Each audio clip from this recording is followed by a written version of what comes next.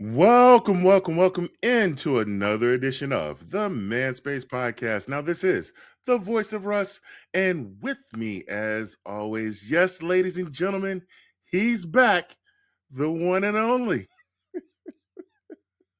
Big Les. Oh, and that's so cute. I mean, it's just you got to wait a week or so, for me being back to really dig your heels in again. Is Yeah, that what of it course. is, I missed my buddy, man. man? I I mean, missed you too, Marcus man. did a great job filling in for you Yeah, for the last 3 weeks, but I yeah. mean, it's not the same. It's not the original A team. You know You what I know, mean? Marcus. I love him to death too, man. If he's Mhm. listening, hey, great job, Marcus. I watched you. You did a great job, and I greatly appreciate the fill in. But you ain't me, right? Stay in Chicago. But we saw some of your vacation footage, man. See, I knew it was coming. I Yeah, knew it. yeah. You out there on the boat, Hey, waving your yeah. goodbyes. Yeah, yeah. Come We on, saw you out fellas. there playing shuffleboard with, you know. with my fan club. That's right. That's As my right. wife would call it, your little fan Yeah. club waiting. You know? Got your little fan club and everything out there playing shuffleboard, and then saw some, Yeah. you at the buffet. Oh yeah. Yeah. Oh yeah. That was definitely me. Park. You know what I mean? Right up front. I had a Oh, great man, time, man. I had a great that's time. good. To spend some good family time Mhm. away. You know, phone was ringing, but I fixed that. Airplane mode is the best. You know, Yes. Yes, it is. but, Yes, it is. but it was Well, good. that's good. That's good. We'll probably uh have to share some stories off air about that one now. Yeah, off air, especially about my little fan club. Uh-oh. Yeah. Yeah, we definitely want to hear about that one. Yeah, Let me ask you this, man. yeah, man. Have you ever, let me rephrase, because this is something that we always see on TV, we've seen it on social media, where the wife or girlfriend has a dream Hmm. that their man has done something Yes, and and is get and blamed wakes up for it. mad.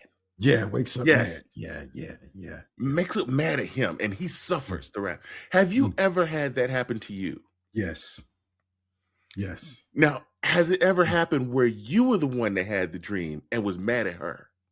No, I wasn't mad at her. I knew it was a dream, but I was looking a little sideways. Like, Man.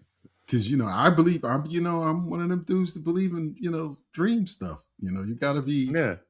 yeah. I was like, Oh, hmm, man. was that really you? Hmm. You know? But yeah, you gotta be careful when you're dealing with stuff like that. You know what I mean? But yeah. Oh yeah. My wife was woken up one time. She said, I dreamed you cheated on me. I said, well, what happened? She said, obviously it was a dream. You're still here. Yeah, I'm gonna go in the kitchen. You want me to cook you some Yeah. breakfast? But but see, that was the dream I had. That was the dream Yeah, I had, and my wife said, "Well, what happened?" I said, "Well, you're still here."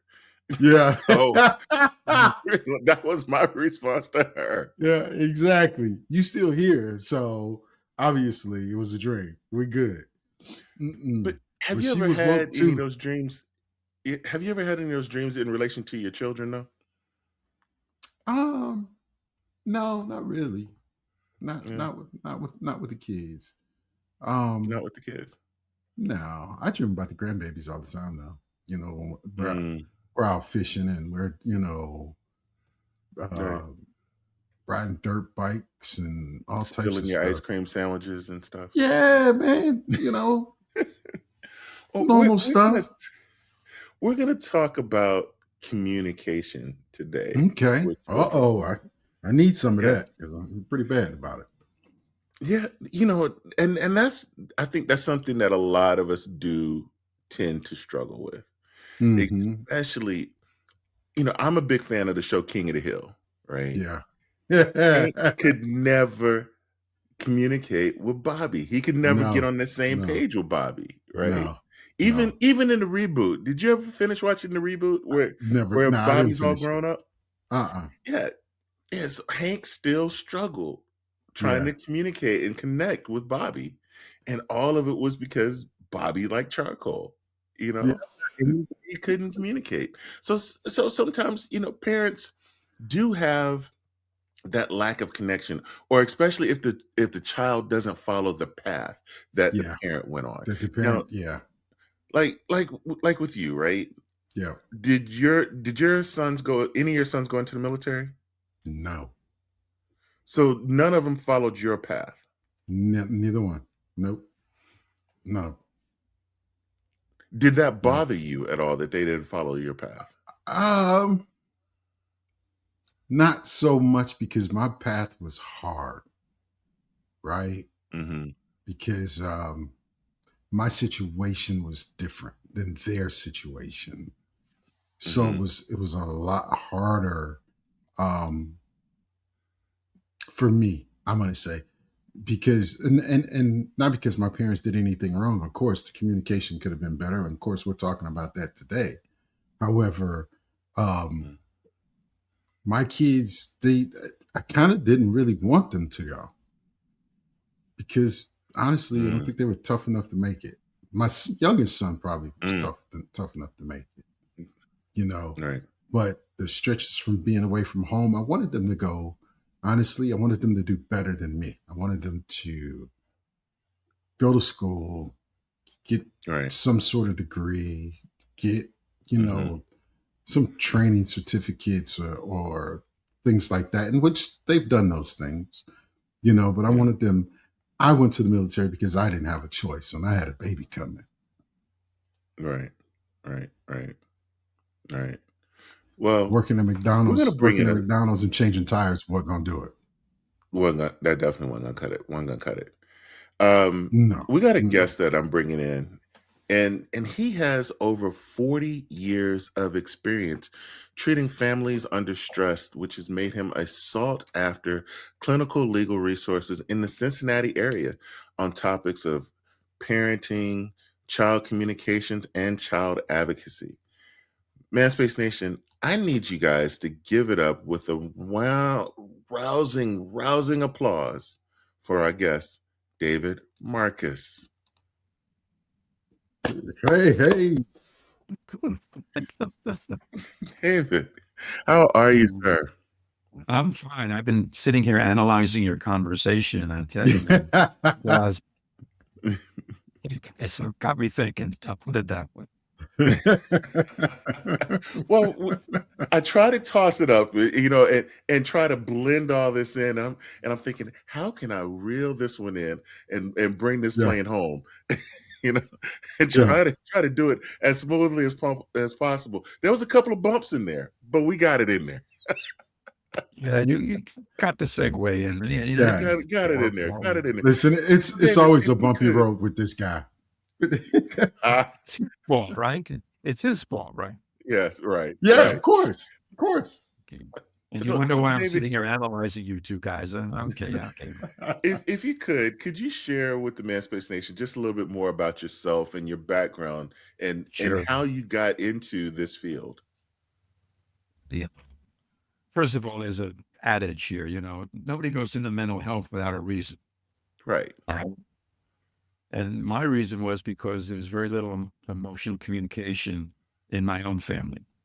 Mm, So I was pretty much on my own, and I wasn't a happy kid.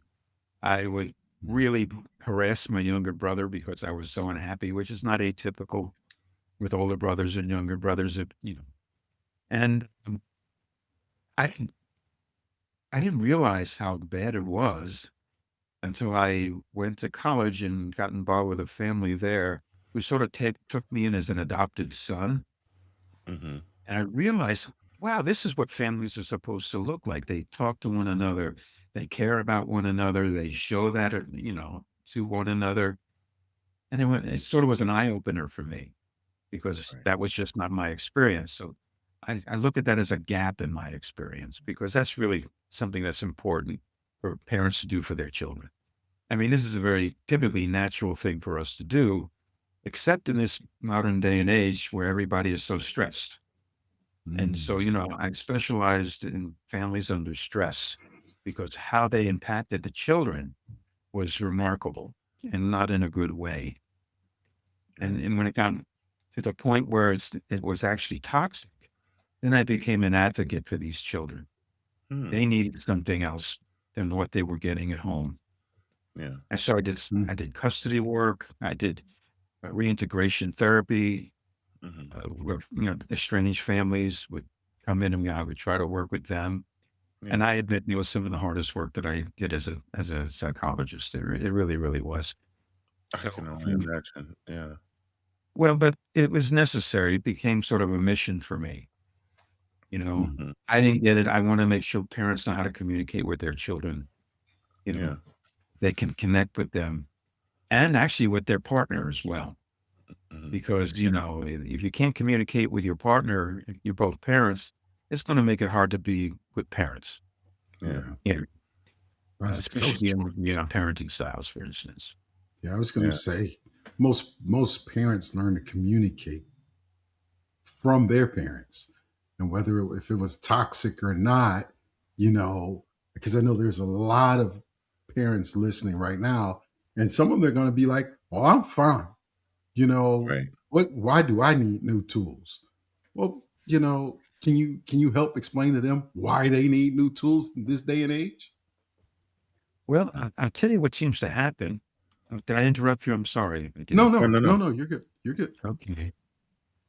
You know, this is a typical scenario, guys. It's not like they come to somebody like me first. Hmm. You know, you're absolutely right. You know, uh, we typically parent how we were parented, Hmm. because that's what we know. That doesn't mean it's the right thing. It just means that that's what I'm used to. And so parents come to see me after they talk to their friends and their family, my kids are acting up. What do I do? And they get advice and it doesn't seem to work. So finally they come to see me. And, so they're there saying, hey, what do I do? What do I Hmm. do? What can I do differently? And so that's where it begins. What I deal with, hear the parents, I talk to them first about what's going on, of course, and why they think it's going on. And I realize in those conversations, more times than not, they don't really know what's going on with their kids.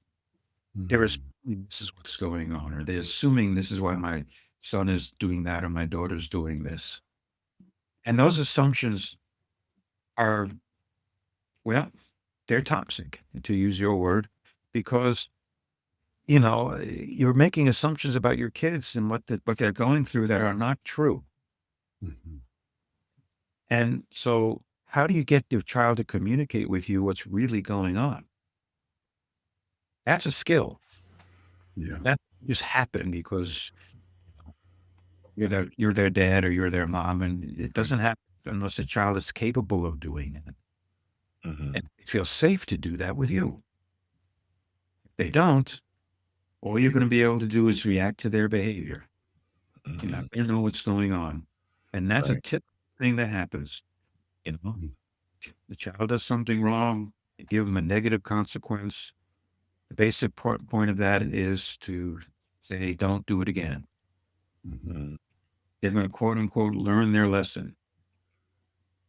Now, if parenting was that simple, I'd probably be unemployed, guys. Watch, but it doesn't work that way because the assumption there is that, okay, my child is learning the lesson that I'm trying to teach. Mhm.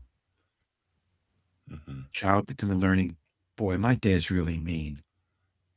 And Mm. I'm learning not to do it again. With a teenager, they're treating me like a child. I'll show them they can't treat me like a child. Mhm. Mhm. You see, and these are just typical. What happens is they'll find another way to express this dissatisfaction or whatever is dissatisfying them. And you figure, okay, they didn't learn their lessons, so instead of being grounded for 3 days, you're grounded for a week. Well, Mm. now you're Right. just a bigger jerk. You know what I mean? It's and you know, to get into a power struggle with a teenager, parents are going to lose. They're going to find a way around you. They are, you know. So you lose credibility as well. So there's a whole lot here that needs to be developed. You know, there's a lot of assumptions again that parents make about their children when they're younger, and and their assumptions are wrong. A child needs to, you know, first be able to develop an emotional language. Mhm. Little children, if you want to be there, they don't have that. And so what do they do with their intense emotions? They act out on them. Mhm. Temper tantrum or something. See? Mm. How many times have you as a parent or me as a parent turned to your child and says, don't hit your brother. Use your words. Use your Mm. words. I, I was seeing two brothers once, 8 and 10. I was Mhm. talking to their mom, and we hear a scuffle out in the waiting room. I think the 10-year-old's holding his arm like this, and with tears in his eyes. The scuffle was him basically yelling. The 8-year-old's looking like this. Oh, I'm in trouble now. You know, that type of thing. So I'm observing this because I'm a psychologist and I'm supposed to observe things, of course. And the mom turns to them and says, what happened? And the 10-year-old says, he bit me. And he did. Mm. This kid had teeth marks on his arm, right? Mm. For his brothers. And the mom, yeah, the mother was mortified. Here she is in the psychologist's office, and her kids are Right. biting one another, you know. So she turned to the younger one. She said, I told you to use your words. And he turned to her in all innocence and said, I don't know how. Mm. Mm. And I said, that's where we need to go. He doesn't have an emotional language. So, so If we you've used that term emotional language. So, what does that actually mean? Yeah. emotionally, what I'm going to talk about is what I call a common emotional language because it Mhm. differs. Okay. It's an important point. So I'll make it to your listening audience. A child doesn't have the words initially. So you Mhm. have to help them define those words. And a parent can do that. With a very young child, you can take some guesses because the child doesn't have the language to tell you.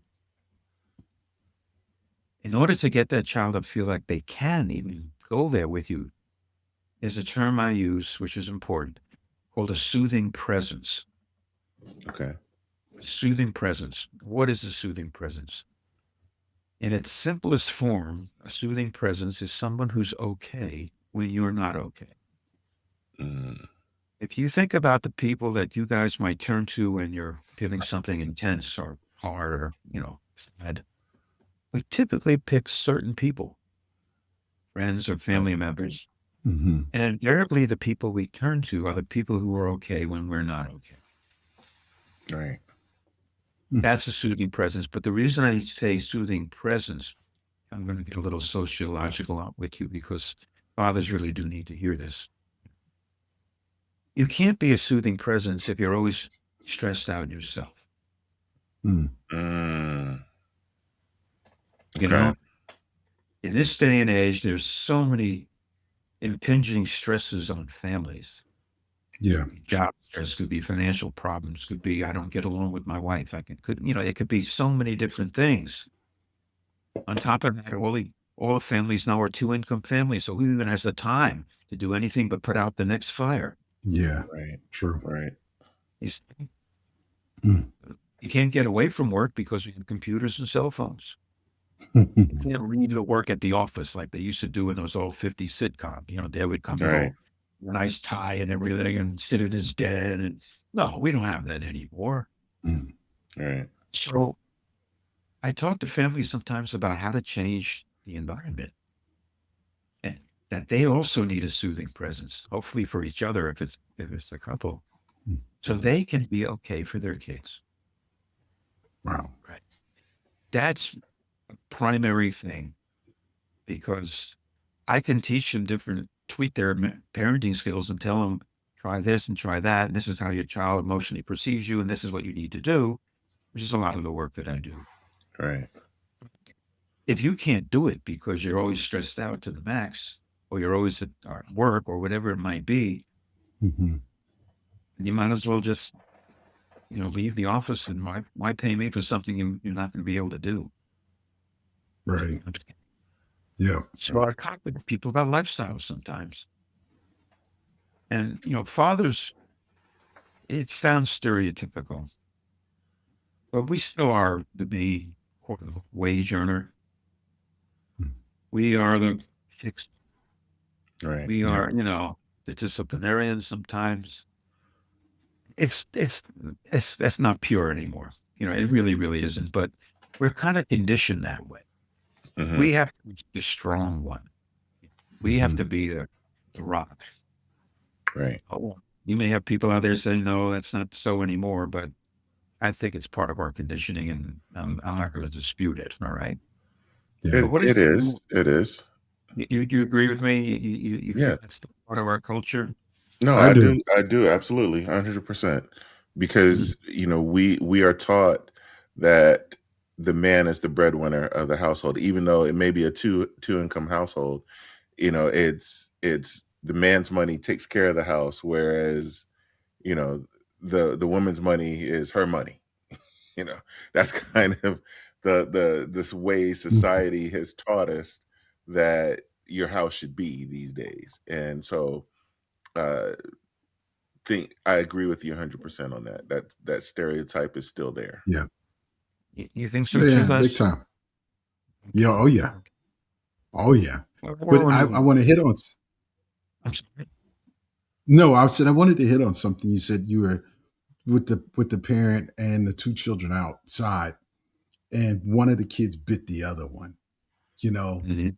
and a scenario came up in my head when we were listening to that. Is that so many parents out here now tell their kids to stop crying, you'll be fine. Or You well, know, usually you for know, laughing. no, That's that's that. fine. But That's like can you can you tell us? Yeah, can you tell our listeners what's wrong with that and what they should be saying instead to their children? well, if your child wasn't so upset, they wouldn't be crying. You're basically telling them, "Don't be upset." Hmm. Well, would that work for you? I No, mean, not could my. you? If somebody you were really upset about something, and somebody said, "Don't do that." You Mhm. shouldn't do that. My guess is it would be kind of insulting. My Yeah. guess is, you back away and say, "Boy, he's no friend." You know what I mean? Yeah. But your child is your child, and they don't have a place else to go. You know what I'm saying? So they're not about to tell you, "Will you just listen to me? Hmm. Sh- Listen to me." They're not going to do that. They're not going to do that. You see what I'm saying? What Right. you do instead is a very important question. I'm glad you brought it up. Yeah. Parents are doing what you just said to make themselves feel better.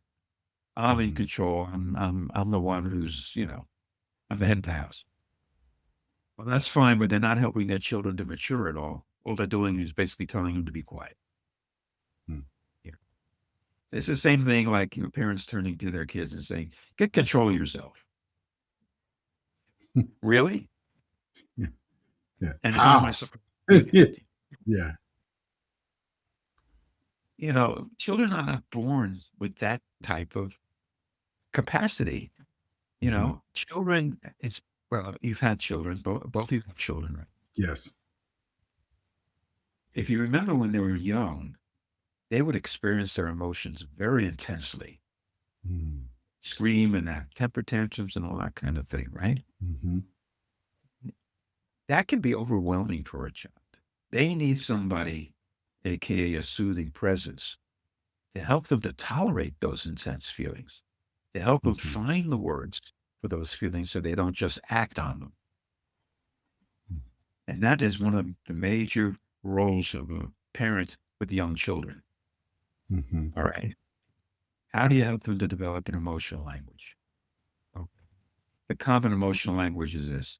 Rather than telling a child, oh, I bet you're angry, I bet you're this, you bet you're that, don't tell them how they feel. That, Right. you sit there and say, something's hard right now. Something Hmm. is tough right now. Now, be specific with what I'm saying. I'm not asking, why do you feel that way? Or why did you do that? And I'll explain why I'm not saying that. Something is making it tough, or even if it was about you as the parent, something that I did might have made it really hard for you. Hmm. Now, there's purpose to these phrases, all right, which I'll explain because it's operational. This may help parents feel children. Should I go there? Is this on target for a Yeah, discussion? Yeah, absolutely. Absolutely. Go absolutely. ahead. Hmm.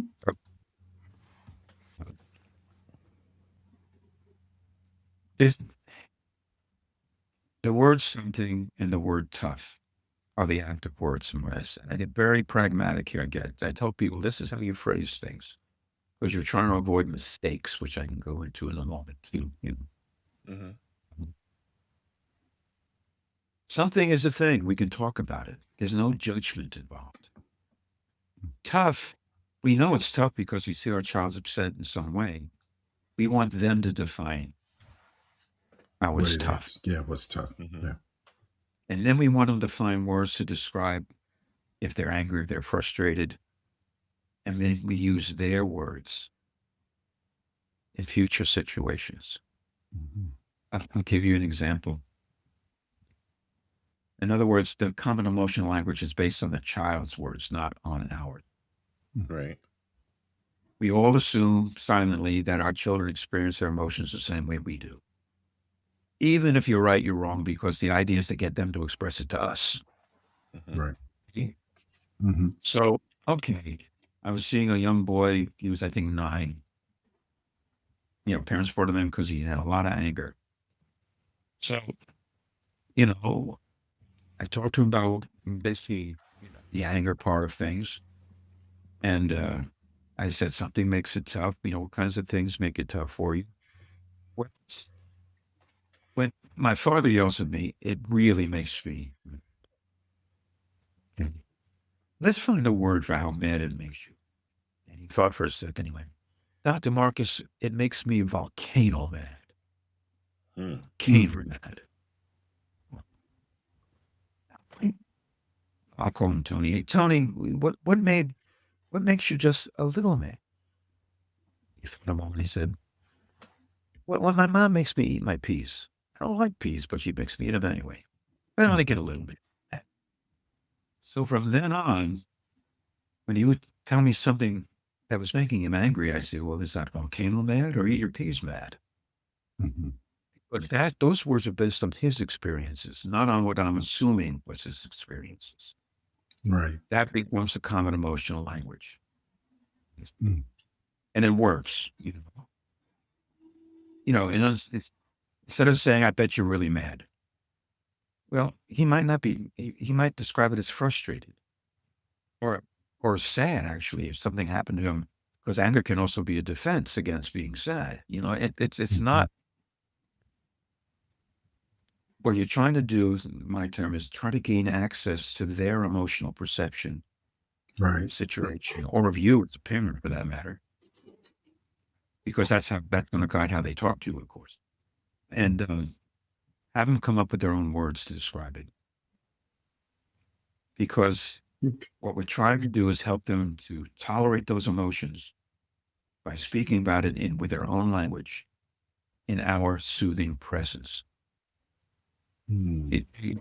When somebody can truly listen and focus like this, that's soothing. Mhm. You know, when they mirror back what they hear and not just are thinking about what they're going to say next, or I don't have time for this right now. I've got a deadline tomorrow. This this is what's necessary. You know, children need to be attended to if they're going to develop an emotional language. Mm. It's safe to talk to about things that are bothering them. they're going to develop a healthy self-esteem, if they're going to develop resiliency. All these require a parent to attend to their children. Yeah. Now, does this work with different age groups, or is it blanket? You know, 6-year-old to a 16-year-old, It's a good right? question. Let's start to where I left off. It's a good point. With young children, they don't have the words. So Mhm. what are you going to do? You take guesses. My guess is it was really tough. My guess is it might, and can you give me a word for tough? They might give you tell me about, we try to elicit words this way. Sometimes they'll give you a word. I hate my dad. Mhm. Tell me about hating. How much do you hate him? With little children, this much, this much, this much, this much, this much. With all the children, it's on a scale of 1 to 10. Mm. You're trying to get them to share that perception with you, because everything that you talk to your child about is going to be filtered through their perception of you. If their Right. perception of you is that as soon as they bring up something, you're going to cut in on them and tell them what to do, they're not going to. If you cut in on them and say, "Oh, went through it too, and this is what I did, and if you do this, you feel all better," you're not giving them the chance to talk to you. Mm. If you get defensive because it's about you, "Oh, no, you got it all wrong, kid. You deserved what happened to you." Well, they may have deserved it, but you got to get them to express it so they can learn from the experience and not just think, my dad's a jerk. He's pain. And Yeah. so there's so much there that first needs to be developed and then used for the child's benefit. Right. When a child, with the help of a soothing presence, where they can get things from in here where they're intense to out here with words, and that person's okay, they kind of borrow that okayness and they get sort of a distance from whatever's bothering them. I call a safe emotional distance. And now they can kind of start looking at it. The analogy is the forest for the trees. When your nose is up against a tree like this, it looks humongous. It looks like there's no way around it. Mhm. But if you get some distance from the tree, you realize it's just one tree. It's got boundaries, and there are other trees. By Right. being a soothing presence and helping a child feel safe to tell you these things and helping them develop the language to do that, they're getting that distance. And now they can hear what you have to say. If you say, well, let's think about what we can do about the situation. If you can do that with your child, have them relate what happened, tolerate the emotions because you're okay with it, and then come up with some sort of resolution, right? Let's try this and see if it works. What can we do together, me, your dad, and you, do to make this situation better? That's called immersion. Now you're not just a guy pointing a finger saying you're bad. You're now in his corner trying to help. Awesome. Yeah. And Yeah. and so what can we do? What we're talking about is been there, done that, know what to do the next time. There's a simple word for that. It's called wisdom. We're going to take a little break and show some wisdom, and we'll be right back with more of the Man Space Podcast.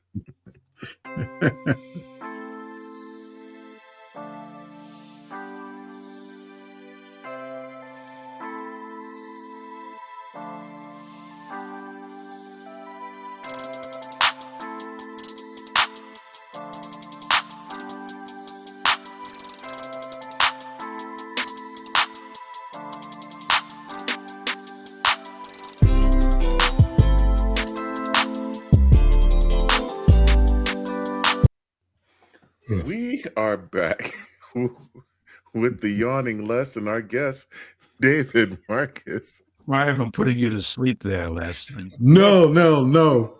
It's not you. Trust me. I've had some medication it's, today, and I'm sitting here like, oh, okay. I'm trying to get it yeah, together. Hence And Coke. then his video is freezing because he can see the line and when we're coming back from break, but he's he froze for a brief second and just caught a Yeah, mid okay. yawn. Sorry, man, Space Nation, but I'm but human. I'm human. Let's yeah, so right before the break, we were talking about establishing that emotional vocabulary, and especially when your child is trying to express how to feel during that meltdown. But when it comes to that meltdown, shutting down, blowing up, what Yes. does the empty out process look like at that moment? Okay. There's two things here. Mhm. You're talking about little kids throwing a temper tantrum. You're not going to sit there and try to talk to them because they're what I call filled up. Now, Yeah. I've got to explain what I mean by being filled up. And this is true not just of children, it's true of all of us. This is how I explain it. We have an emotional space within us. Mhm. Now, we typically point to our heart when we think about our feelings, but it's connections in our mind, it's the associations in our brain. And as much as we like to think how logical we are, most of the associations in our mind are emotional. Mhm. So, what happens? This space can get filled up. And what fills it up is intense emotion. The obvious ones: anger, fear, frustration, anxiety. In fact, in little children, you give them a little toy and they show intense glee, and that can fill them up. Mhm. It's the intensity of the emotion that fills us up. Mhm. So, what I want to describe is what happens when we get filled up. First of all, we know when we're filled up. We have phrases that describe it, like, I've had it up to here, Yeah. or that's the straw that broke the camel's back. Yeah. These are common phrases that we use. We know when we're filled up. What's it like? Well, it feels bad. It's uncomfortable. It feels intense, sometimes scary because we don't understand the intensity of our feelings. We don't know what to do with them. So we're sitting there all filled up. So what do we do? Well, as human beings, we focus inwardly on how we're feeling and try to do something about it. Now, what we do about it can vary in 100 ways. We can try to talk to somebody and, sort of get it off our chest.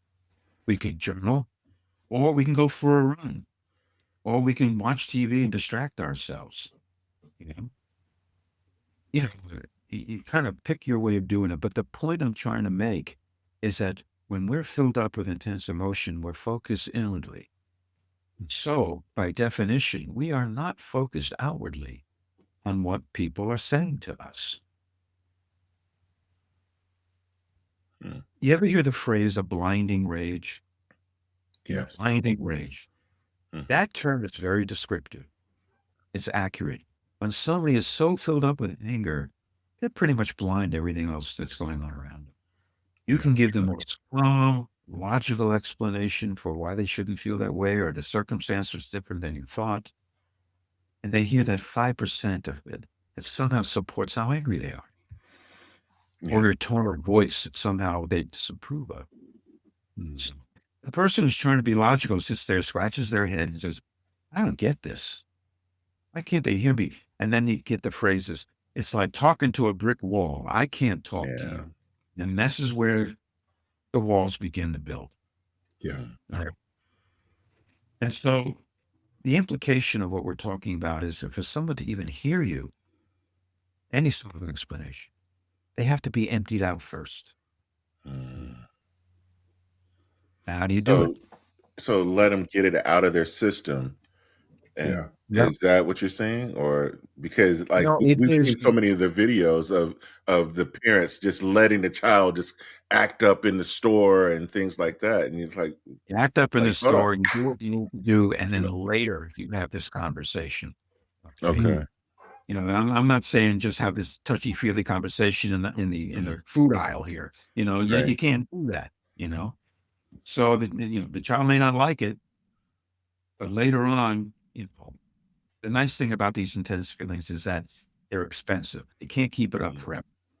Mm. You take them away from the stimulus, that get them home, give them some time, and you can go back to them and say, Or something made it really tough in the food aisle today at the grocery store. What might that have been? Hmm. Well, I have to make a specific point here, guys. The most typical question that parents ask when they sit down with their child is, why do you feel that way? Or why did you do that? Hmm. I don't know. That's the Yeah. answer you get. And I'm going to explain why you get that answer. Mm. First of all, children are exquisitely aware of how you feel. You can try to hide it, but they're going to know. You pick up an infant and you're tense, they'll cry. I mean, it's just the way things are. So you're not going to fool anybody. So this is a situation. They've done something wrong. They've thrown a temper tantrum in the food aisle. They're home now. They've sort of calmed down some, and um, he says something made that happen. Something made it necessary to be angry at the store. Hmm. Really tough. Something made it really tough. Mhm. Tough saying, tough man. You're going to get to that language. But the idea here is okay.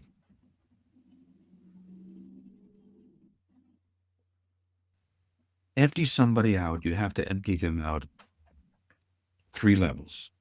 It's Hmm. not simply letting them go. All right, because you may not get to it. The 3 levels of this is the here and now level. This one is Mhm. very large.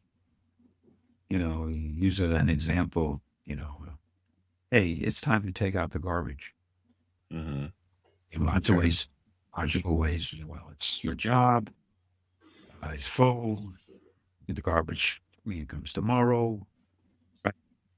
Easy. Mhm. But what happens if the child ignores you and you have to ask them 6 different times?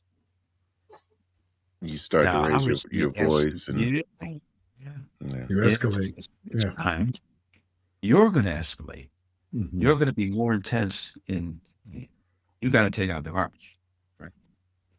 But somebody listening to you who didn't know that history, let's look at you go, what are you getting so mad about? So you didn't take out the garbage. Right. Well, oh, I see. That's the next level. The deepest level is what I call the tapped into level. The fact that you didn't take out the garbage after I asked you to do it 6 times means you don't listen to me. I hate when people don't listen to me. My parents didn't listen to me. They always sided with my younger brother because he was a kid and he'd always cry and they wouldn't listen to me. And he always got away with it. This one can go anywhere. It depends on your own emotional history. It's a lot of intensity that comes from that level. We may not be thinking of it at the time, but it's contributing to the intensity of our reactions. We know when we're emptying out on the superficial level because we have lots of words to describe it. It's your job, like I said. You know when people are emptying out on the history level, when they say things like, you always do that. Mhm. You never do this. But this always happens to me. Now they're referring to previous events. Tell me about that. About how it Right. happened Yeah. before. And the deepest level is, okay, I hear this is what happened and this is what, it happened before, if it was about you, there were things that I've done before that have made you feel this way. You know what I mean? You can say things like that. Okay, what is it really like then when I do that? Or, you know, I insist that you eat your peas, whatever it might be. Hmm. Well, and then you say, well, I hate it. And this is, you try to get them to tell you Hmm. because he's telling you they're re-experiencing it in the safety of your soothing presence. You Yeah. see? Yeah. What you're doing is mirroring back what you hear so they know that you're really listening. Mm. You So can elicit these things. Has it so ever happened before? Yeah, go ahead. I'm sorry. Mhm. a lot of times we, especially in a two-parent household, Mhm. you have the mother who's more the disciplinarian and the father who is not, right? So the Mm. father tends to be the soothing parent. But we have, a lot of parents out there that are single parents that don't have that luxury of having the other person being that soothing. What can those parents do specifically in those type situations? It's a good question because when I think about single parenthood, it's not twice as hard. It's 4 times as hard Right. because you don't have that other person. You can't share the wealth, if you will. You know what I mean? That person, single parent, needs their own resources. They're human beings. They need their own soothing presence. If they don't have it in a spouse, for instance, they need it from family, from friends, or the Right. brothers group, or whatever it is that they need, Yeah. because it's way too draining. And you're always putting out fires if it's just you. And Right. so you know, you can't just gird your loins and say, I'm going to be a soothing presence. I mean, it doesn't work that way because you're a human being. You know, it's very draining being a single parent. You need your own resources. I'm not copping out here. It's just the plain Right. truth. You know, there's Yeah. no, I'm just going to grin and bear it. You know what I mean? Yeah, you'll grin and bear it for a while until finally you're just going to explode on your kids Yeah. because you just can't do it anymore. And you have no other resource to use Right. to deal with your own frustrations. So that's Hmm. part of the answer. All right. Yeah. The other part is okay, it's called predictable time. With our hectic schedules, where do you find predictable time where you can sit down in a relaxed place with your children? You have to schedule that time. You have to schedule that time. Mhm. Yeah. So the child knows that you're there for them and when they can approach you with things. Right. If it stays built up inside them, becoming more and more intense. And when. And finally it gets obnoxious and you say, leave me alone. Yeah. Child needs you to attend to them. Mhm. They have something they need to work with you. They need a soothing presence. They need you to listen. They need you to help them figure it out. Yeah. Yeah. And if you're not present or you're preoccupied and you're a single parent and, I'm working the evening shift, I got to get your grandma over here. It's so complicated. Mhm. By the way, grandma's not a bad idea. Only because, Hmm. especially because grandma needs a soothing presence. Right. Yeah. Grandmas, and normally they are, right? I know my grandparents were, Well, you know. now it's not the same because a lot of these times grandmother ain't too much older than mama these days. So Okay, well, so so grandma's still trying to get out there and get her own on, right? well, Listen, listen, listen, Paul. Stop talking about us, okay? well, children have this is a psychobabble term. It's called elasticity. Yes, Children have the they're very capacity. They can't get their emotional needs met from one source. They can transfer it to another source. mm, Uncle Billy, grandma, step parent, Yeah. yeah. if it's a blended. There's an irony here because children, especially young children, they don't have a problem having two moms and two dads. Hmm. But if the parents have a problem, the child will Yeah. react to that. See? Yeah. So, You know, it, it's funny that you mentioned that because I have a blended family, and my daughter's mom and I, we separated when my daughter was very young. But her and I, we developed a very close friendship, so that way we kept everything as normal as possible. And we did set routines. And so when my daughter got older and she started getting into sports, it just made me think of this when she was playing basketball. And you know I've since remarried, and I've been in the bleachers at the game, and my wife is there, and and my daughter's mom is there. And you know my daughter's teammates would look at her and like, who's that sitting next to your dad and your mom? It's like, oh, that's my stepmom. And they're all like, what? They're Hmm. all together? And Yeah. people were just amazed that we weren't all cats and dogs fighting. we're all cool, you know? And it was trying to be as normal as possible and still keep that peace and I guess keep that soothing presence for You know, her to make her as normal as possible.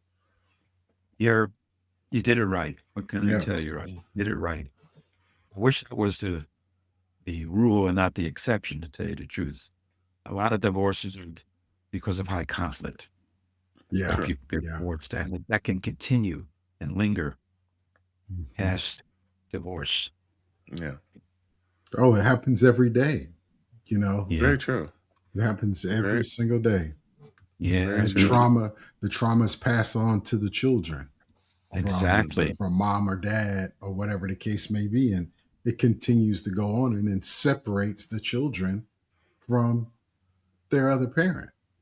You know, Hmm. Mhm. Yes. it's not a good thing. Yeah. So, Like there's a term out there called parent alienation. correlation And syndrome. yeah, Richard and so Gardner. Yeah. right. Okay. So we're Mhm. we're hearing that more and more. Can you explain a little bit more about that and how that harms the child? That's a big one, to tell you the truth. Right, Mhm. okay. Richard Gardner, he's a psychologist from New York, he's deceased now, came up with the term parent alienation syndrome. Mhm. And what it basically means is one parent uses the children as a weapon against The other parent. the other parent. Yeah. Right. That's what it is. They're alienating that parent from their own children. It's really a nasty thing to do. They're basically taking out their anger at the parent, the other, person who left them for another person, for instance, Right.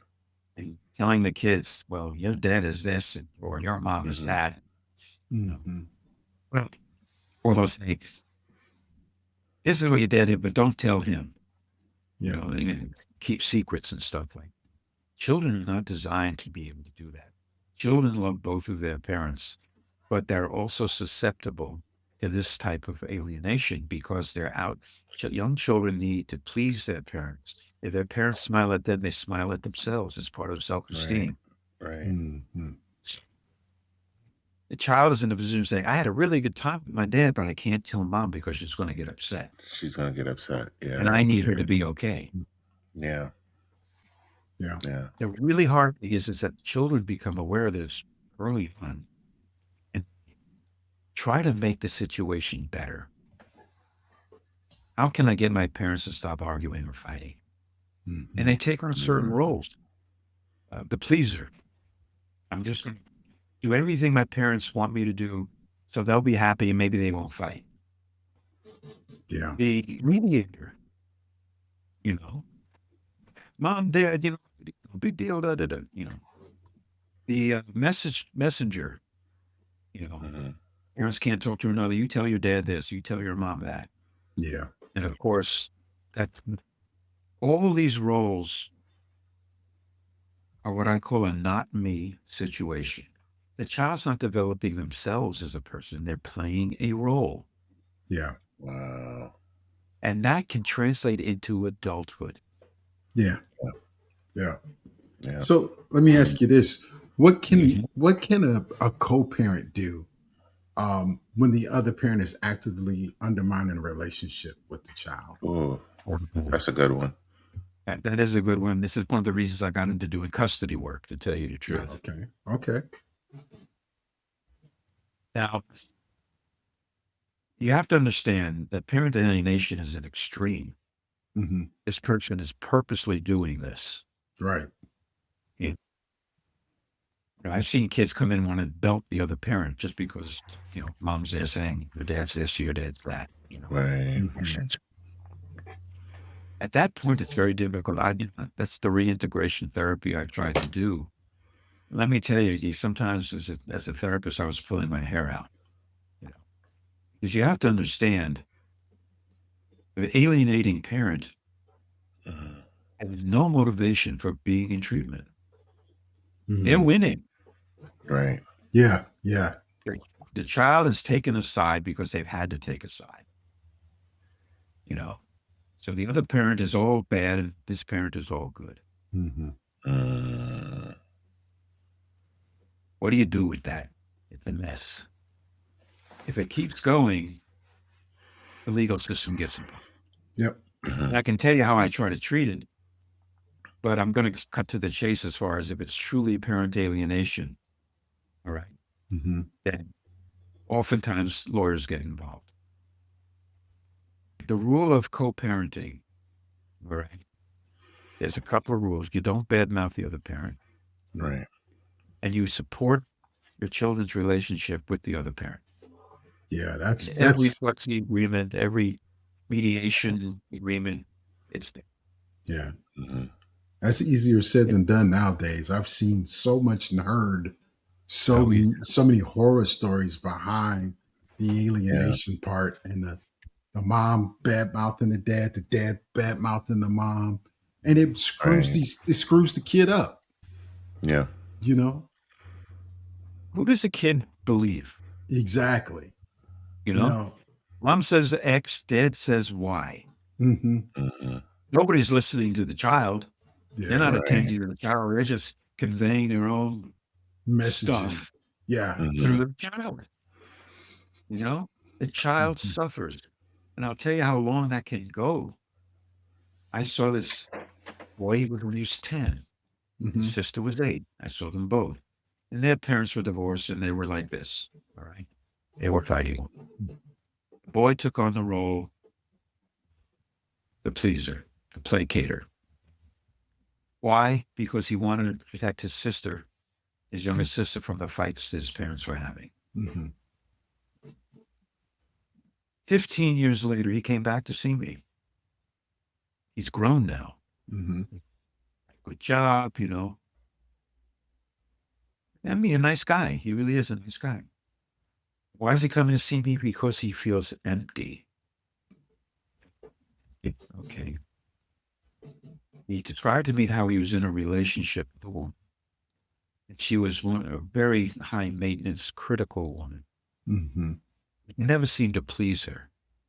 All right. But he kept trying to please her. It just made him feel really empty and sort of down. You know, I had the notes from when he was 10 years old. I Hmm. remembered. And we discussed it. And I said to the young man, I said, "Do you realize that you're playing the same role with her as Yep. you did with your parents?" Wow. His eyes went this big. Yep. Or Mhm. you're right. Trying to make her You're happy, right. being a mediator. Yep. Yeah. Yeah. The reason he was feeling empty is because he didn't have a chance when he was younger to really develop a sense of himself. He was always playing this role. And this is what he was used to doing. It- When Wow. he realized this, he's, you're right, Dr. Marcus. And now I get it. No wonder I'm feeling the way I'm feeling, you know? Right. He got out of that relationship pretty quickly. Good for him. Yeah. Hmm. And a couple of months later, he met this really wonderful other woman, real soothing, nice woman, who wasn't making those kind of demands on him. She was a very giving person. They ended up getting married and have a child in that artist, submarine in a house right now. What can I say? Yeah. Awesome. But they're happy. Yeah. This is the long range thing that can happen. Yeah. Mhm. Yeah. You see, the children really suffer. And when I got into doing this custody work I used to get court orders, like go see Dr. Marcus, Right. where the court orders would say, Dr. Marcus will not testify on this case so in order to preserve the integrity of the therapy, which Mm. sounds great. And I went to the judges and said, take that out Mm. because I need to have some teeth with some of these parents. I got to be able to turn them and say, you keep doing this, you could lose custody. You Yeah. get supervised visitation. Hmm. If you keep doing this, Yeah. now talk to your child and find out what's going on. This is how your child sees this, and this is how they're getting hurt. If you keep it up, I'll tell the court. Mm. You see, people didn't like me. Yeah. Yeah. People didn't Yeah. like me. Yeah. Oh, but that wasn't my Yeah. purpose. The court needed people to go there and say, I understand the situation. I've talked to the children. I talked to the parents. I understand what's going on emotionally. X, Y, Z. It's up to the court to decide. Right. how to do this. Right. So there was a show, and I actually just watched this a few nights ago. It was on MeTV Tunes. It's an old cartoon that was called "Wait Till Your Father Gets Home." Hmm. Now, unknowingly, a lot of times, even if the parents are in the same house, we can turn the children against the other parent. Hmm. Not intentionally, but even in that show, "Wait till your father gets home" was something that mothers used to say all the time to their children, Hmm. Yeah. because that's when the discipline was come. If you act up, wait till your father gets home. Just wait. And so the children get a fear of their father walking through that door unknowingly. Yeah. Uh, what about situations like that where you not it's not intentional that you are placing the other parent as the scapegoat or the disciplinarian, or setting that fear? What can you do in those situations? It's a great question because we're getting into the topic of discipline. Hmm. Hmm. That's what we're talking about. Dad's going to discipline you. Right. There's a chapter in the book I've written, the fiction, Parent RX. It's called The Art of Discipline. The Art of Discipline. And I'll explain it to your audience and to you. Hmm. We use the term punishment and discipline pretty much synonymously, right? They kind of mean the same thing. Hmm. They're different. They're different. Punishment is straight out behavior modification. Child Right. does something wrong, you give them a negative consequence, and the idea is they're going to learn their lesson. Don't do that again. And Right. again, I tell people all the time, if parenting was that simple, I'd be unemployed. It would be so easy to be a parent. It doesn't work. And I explained it, I think, a little earlier that that might not be the message they're getting at all. Mm. That's punishment. Hmm. Discipline actually comes from the same root word as the word disciple. Mm. In these sort of religious context, it simply means a student. Right. Right. But what are you trying to teach? Here's the explanation. Children, we say misbehave, act up, act out. We all use those terms interchangeably. The actual term is act out. They're acting out something. Hmm. And what they're acting out are one of two different things.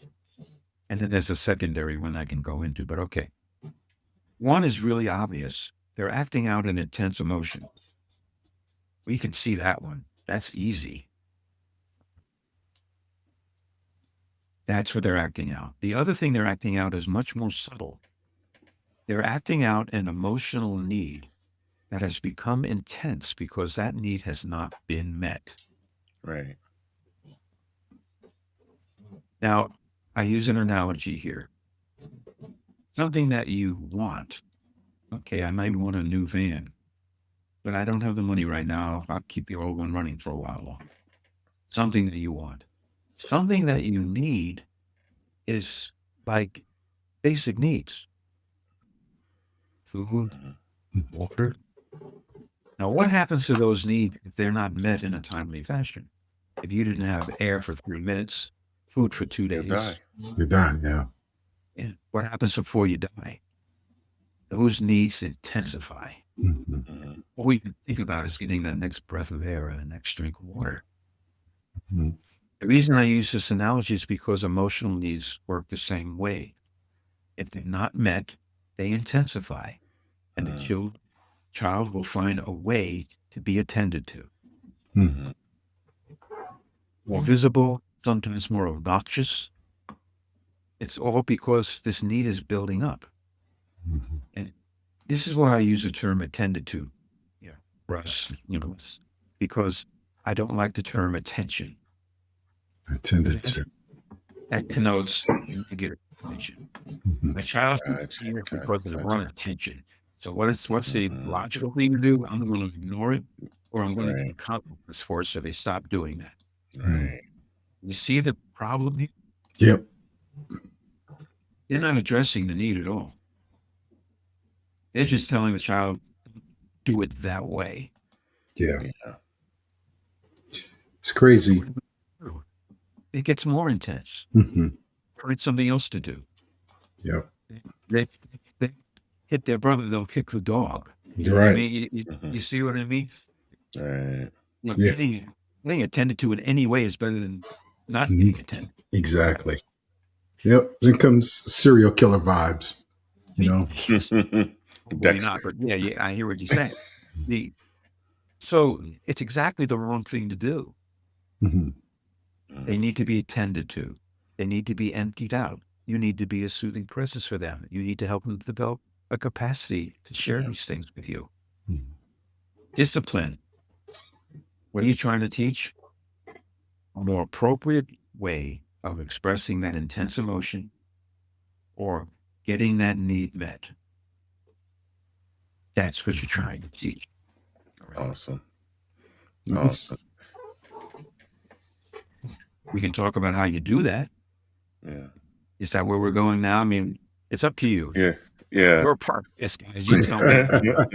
Well, David, we've just barely scratched the surface, and we are like running into overtime here All right. on this episode. I got a big mouth, guys. What can I do? Nah, No, it's but all good. you've shared a lot of great information with us today. Thank you. You talked briefly about your book. How can people find your book? How can people find out Okay. more about you and your training and everything The else? book, my agent's selling the book even as we speak. So hopefully it'll Okay. be out in months. All right.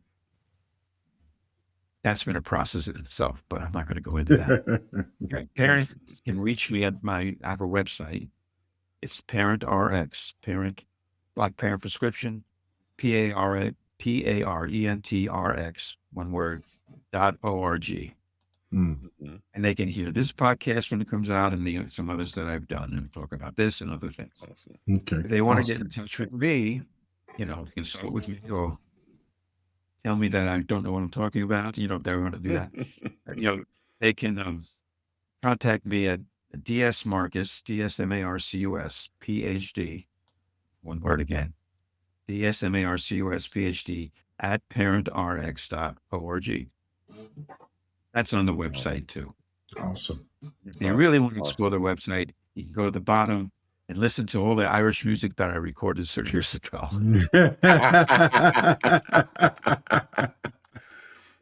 David, That's true, actually. We won't get into that part of it. That's not that here. you know what? We really should have gotten into that one. Yeah, we should have. Should have dove in. We should have dove into that. Oh, well, I was too busy analyzing you two guys. So But David, we have one last thing for you before we let you go, and we like to call it the last word. And now, the last word. Now, David, if there's a parent out there that's listening to this in their car, sitting there in their office, watching it on their phone, what is one thing they can do differently right now when they walk through the door tonight with their child? Okay. First thing is you've got to separate yourself from your day. The deadlines, the aggravations, whatever it might be. You need that soothing presence. I mentioned this earlier. You're a human being. Yeah. I tell parents the best gift they can give their children is to be okay themselves. If they're not, everything that we just talked about will not happen. Yeah. You need this space. If you have to go work out before you come home, you schedule it. You schedule a predictable time with your children. You want to, be a soothing presence for them. You come to some agreement with your partner about how you want to parent. That's what I help people do all the time. Is come to a commonality as far as parenting. You with your ex really seem to be ahead of the game because you could agree on parenting your daughter. Yeah. You see what I'm saying? That's really fortunate. And as Les was saying, that's not the usual case, especially in high conflict divorces. Yeah, it's not really heard of nowadays. Yeah. Yeah. So this is the last word I'm giving parents, look at yourself. Talk to a resource, meet me, talk to a counselor, figure out why am I reacting the way I am? Yeah. What can I do about it, both internally and externally, so that I can be there for my kids. Right. I can be there for my partner. Mhm. Without that, nothing else happens. Now, I'm not telling parents to go take 10 days, go to Acapulco, leave your kids with $20 for a pizza. You know what I mean? Let's hope not.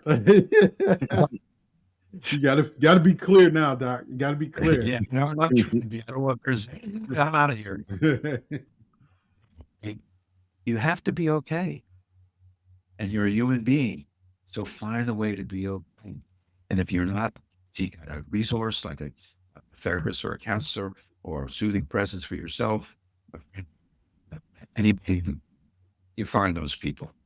Mhm. If you stay isolated, it's going to stay inside you, stay intense, and you're just going to react to your kids instead of responding. Yeah. Love it. Love it. David, thank you so much for spending time with us here on the Man Space. Yeah, we Man Space, appreciate you. check out the website, parentrx.com. No.org. .org. I knew Yeah, that was the, I .org, knew I was yeah. going to mess that up. I .org. knew I was going to mess that up. I'm looking at the page and I complained You gotta about my exit glasses again. in the very beginning. Oh, I complained about them. But that's all right. This is .org. right. You're ever. Yep, missed the spot. But David, thank you so much You're for welcome. spending time You're with us. welcome. We definitely appreciate you. Appreciate it. Just Do. tremendous information. We'd love to have you back on again so we could talk some more and really dive a lot deeper into this conversation because this is some We great didn't get to information. have all the things that get in the way. Yes, Yeah. yes, Yeah. yes. There's so Man much Space Nation, more. make sure that you follow them. Yes, yeah, Well, invite me back. It's up to you Yeah. guys to do that. absolutely. of course. Absolutely. Absolutely. And you know what? And before we have him back on Manspace Nation, if you got questions that you want us to talk to David about, send them in Yes. to us and we'll definitely, Yeah. do a whole episode with David where we can actually address your parenting questions. So we'd Yeah. love to do that with you next time on the show, David. That would be great. Awesome. That would make things even more real. Yeah. Yes. Because these are Absolutely. real questions from real listeners, Yes. Yeah. So that's a good Absolutely. Mhm. Love it. Love it. David, thank you again. Manspace Nation, we'll be back with more of the show right after this.